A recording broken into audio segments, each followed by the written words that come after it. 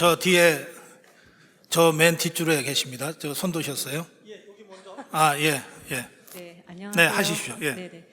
저기 박사님께서 끝에 마치 휘날레처럼 너무 그 가슴을 먹먹하게 이 네. 설명들을 해주셔서 실은 할 말은 없어요. 근데 제가 듣고선 너무 감사해서 감사한 마음을 표현하고 싶어서 네. 그랬고요.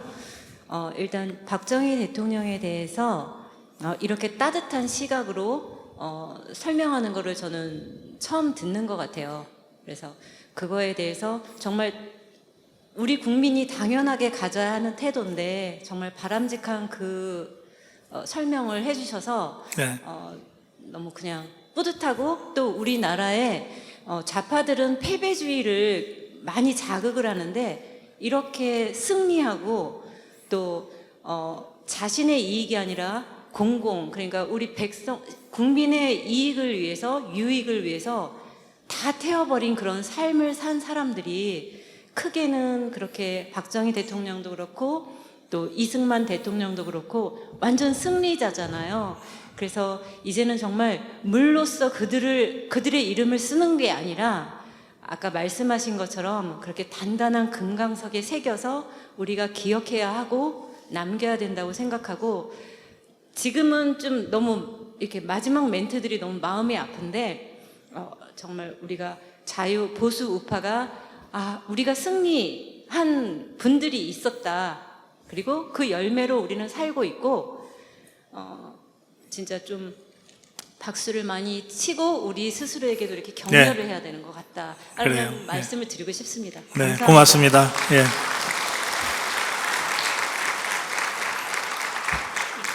네, 저 뒤쪽으로. 그 박정희 대통령께서 1900 경제개발 5차 5개년 계획을 수립하셨잖아요. 네. 그래갖고 1차가 이제 한 일이 뭐냐면은 월남 파병이라든가 소독 광부 보낸 거. 그래서 이제 시드마니를 만들기 위해서 이제 그런 일들을 하셨고, 그때 우리나라의 그 1인당 GNP가 한 126불 정도 됐거든요. 그 다음에 이제 2차 계획에 뭐를 했느냐 하면은 산림녹화라든가 중화공업을 육성한다고 그러셨어요. 네. 그래서 이때 1970년도에 뭐가 됐느냐면 10억불 수출을 하게 됐고, 그때 이제 경부 고속도로를 놨거든요. 그때 이제 그 양김이라는 그 이상한 사람들이 나타나서 고속도로 그 놓는데 네. 들어놓고 이랬었단 말입니다. 네. 그것도 했고, 그 다음에 3차 계획에 외자 도입을 해가지고 이제 스툴 드라이브 정책을 해서 최초로 100억불 수출을 했단 말입니다. 이때 네. 주로 가발이라든가 섬유를 가지고요. 그러다 이제 1979년에 이제 10월달에 서거하셨거든요. 그런데 이제 그때까지 3차인데 그때까지만 해도 우리나라가 그 경제 개발이 상당히 그 무역 적자였고 이랬는데, 네. 다행히도 전두환 장군이라는 사람이 나타나서, 저는 그렇게 생각합니다. 나타나서 나머지 5차, 6차를 갖다 전두환 네. 대통령이 11대 대통령과 12대 대통령을 하시면서 네. 국보위까지 8년을 하시면서 그 나머지 계획을 세웠던 걸 전부 다 연장선상에서 마지막까지 그걸 마무리했거든요. 네. 그래서 우리나라 경제가 이렇게 발달했다고 생각하는데, 네.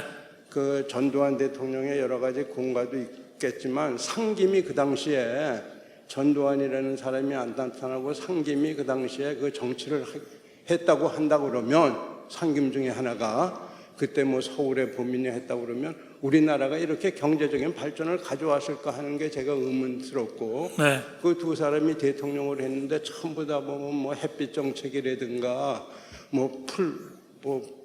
풀뿌리 민주주의 이런 것만 내세우고 정교조를 허락하고 이래서, 저는 그렇게 오늘날 같은 경제 발전이 이루어지지 않았다고 생각하는데, 네. 그런 의미에서 저는 전두환 대통령의 공과 사가 있겠지만 굉장히 그래도 이 이승만 대통령이라든가 박정희 다음에 그래도 하나의 그 위대한 대통령이 아닌가 저는 그렇게 생각하는데 예, 알겠습니다. 예. 박사님께서는 어떻게 생각하시는지요? 네, 알겠습니다. 예. 예, 제가 연대기식으로 설명 안 하겠다고 그랬더니 대신 해주셨어요. 예, 고맙습니다. 예. 질문의 핵심은 이승만, 박정희는 알겠다. 그런데 왜 전두환에 대해서는 설명이 없냐 이런 말씀이신 것 같아요. 그거 우리 정동수 목사님이 저한테 이걸로 마지막이라고 그러셔가지고 예, 당분간은요.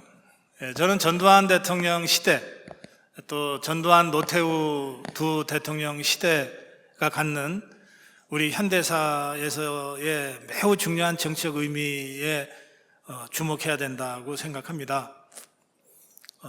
저 개인적으로는 전두환 정권 때 감옥을 갔다 왔습니다. 전두환 정권의 독재에 반대해서 민주화 투쟁하다가 2년 살았어요. 제가 전두환 대통령에 대해서 그럼에도 불구하고 지금 이렇게 얘기합니다. 전두환의 결단이 없었으면 629라고 하는 전두환 노태우의 결단이 없었으면 아마도 우리는 1987년에 서울에서 광주보다도 10배, 100배 되는 참극을 겪었을지도 모른다.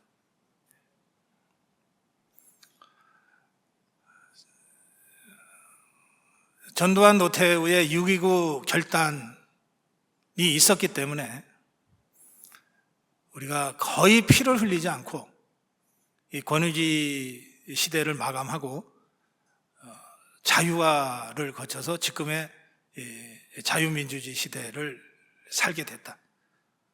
그렇게 생각합니다. 그래서 저는 전두환, 노태우 합치면 한 17년 정도 되거든요. 1980년부터 1987년까지요.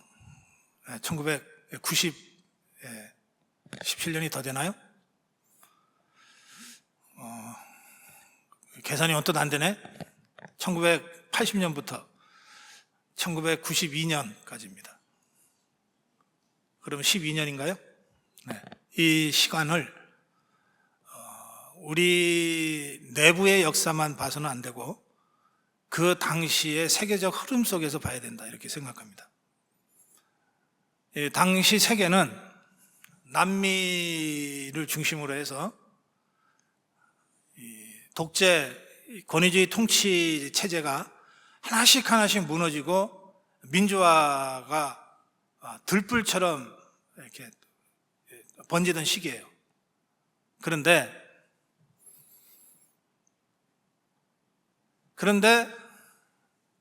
이 민주화로 가다가 거의 대부분의 나라가 다시 예전의 독재나 권위주의 통치 시대로 다 복귀를 해버려요. 그러면서 엄청난 피해를 다시 보게 되거든요. 그러니까 이 시기를 우리 전 세계의 그 이론 정치학자, 비교 정치학자들이 왜 남미에서는 권위주의에서 민주화로 이행을 잘 하는 것 같다가 다시 후퇴했는가? 그런데 왜 한국에서는 이게 성공했는가? 도대체 비밀이 뭐냐? 이거를 수십 년간 걸쳐서 경험적으로 연구를 해오고 있습니다. 그 비밀은 뭐냐면요. 권위주의 시대에서 민주화 시대로 갈 때 권위주의 정권, 기득권 세력이 늘 강경파, 온건파로 두 파로 분열되고 이 권위주의 정권에 맞서 투쟁하는 민주화 운동 세력도 거의 예외 없이 강경파와 온건파로 분열된다는 거예요. 그래서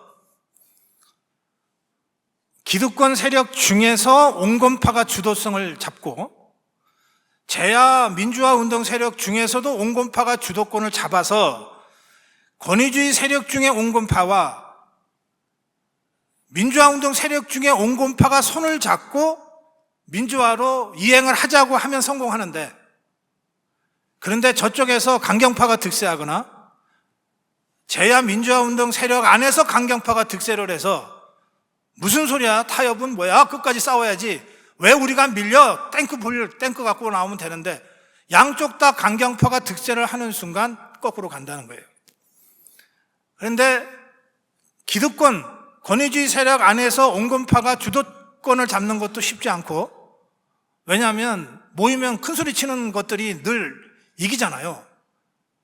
그러니까 세게 나가는 거가 이기게 돼 있는데, 권위주의 세력 안에서도 온건파가 주도권을 잡고 재야 민주화 세력 중에서도 온건파가 주도권을 잡고 또 이 둘이가 서로 합이 잘 맞아서 타협을 해야만이 비로소 그 어렵 때는 피 안 흘리고 민주화로 가는 거가 가능해지는데, 이게 유일한 게 한국이었다는 거예요. 다른 데는 다 실패했다는 거예요. 어느 쪽이든 강경파가 큰 소리 치고 앞서가는 바람에. 그러면 87년에 무슨 일이 벌어졌냐? 권위주의 세력 안에서도, 그러니까 전두환 노태우 세력 안에서도, 그 무슨 저것들 나와봤자 우리한테 맡겨주십시오, 우리 탱크 갖고 가서 확 밀어버리면 끝나요 라고 했던 강경파가 없었던 게 아니에요. 다 군대 준비까지 했어요. 그런데 야, 그렇게 하지 마, 그렇게 하면 안 돼, 우리가 또 한 번 그렇게 하면 북한이 가만 안 있어, 이거 정말 소탄대시라고 벼룩 잡다가 초가상간 다 태우는 수도 있어, 그렇게 하면 안 돼, 어렵지만 우리가 참고 양보해야 돼 라고 하는 온건파가 누구였냐? 놀랍게도 그게 전두환이었다는 거예요. 전두환이 그 최종적인 결정권을 행사한 거예요. 그리고 노태우를 설득한 거예요. 야, 이렇게 하자, 그렇게 해서 선거 치르자, 선거 치러도 우리가 이겨, 걱정하지 마, 너 필요하면 날 밟고라도 가. 그게 전두환의 위대함이에요.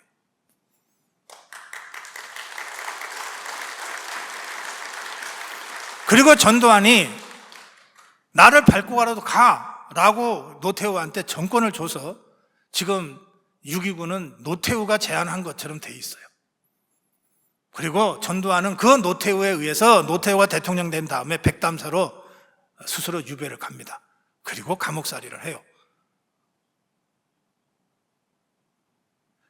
그리고 죽어서도 아직 유골이 자기가 원하는 곳에 묻히지도 못하고 그 연희동 집에서 묻혀질 날만 기다리고 있어요. 전두환이 유언으로 남긴 건 뭐냐? 내가 죽어서도 북한 놈들 내가 못 데려오게 하고 싶다. 그러니 북한 땅이 보이는 전방의 어느 작은 고지에 나를 묻어달라. 이게 유언이에요.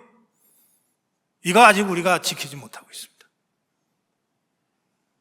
노태우는 전두환의 결단으로 이루어진 그 점진적인 타협을 통한 민주화에 동의하고, 그리고 선거에 나가서 대통령이 된 다음에 그 타협의 정신을 끝까지 지켜냈어요. 그 타협의 정신이 구체적으로 구현된 것이 3당 합당입니다. 그리고 그 타협의 정신대로 끝까지 가서 김영삼이 문민정부라고 하는 걸 만들어내는 거예요. 그래서 언뜻 보면 전두환 노태우 세력과 김영삼 세력은 완전히 서로 죽고 죽이는 상극관계여야 되는데, 전두환 노태우의 대타협의 결단, 김영삼의 그 대타협의 결단이 점진적 평화적 민주화와 3당 합당을 통한 정권 재창출이라고 하는 것으로 연결이 됐기 때문에 피 한 방울 흘리지 않고 민주화를 이루어낼 수 있었던 거예요. 그래서 우리가 흔히 건국의 이승만, 근대화의 박정희 얘기하면서 건국과 근대화는 우리 자유우파가 한 당당하게 내세우는 역사적 성취지만 왠지 민주화 쪽에 가면 뭐 우리가 별로 한 것 없는 것처럼. 그거 아니다. 민주화조차도 전두환, 노태우, 김영삼의 역사적 대타협에 의해서 우리 자유우파가 이루어낸 것이다.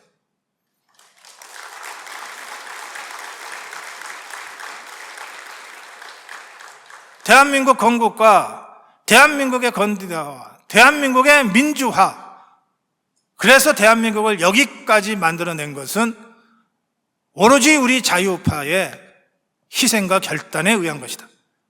이렇게 제가 답변 드릴게요. 고맙습니다.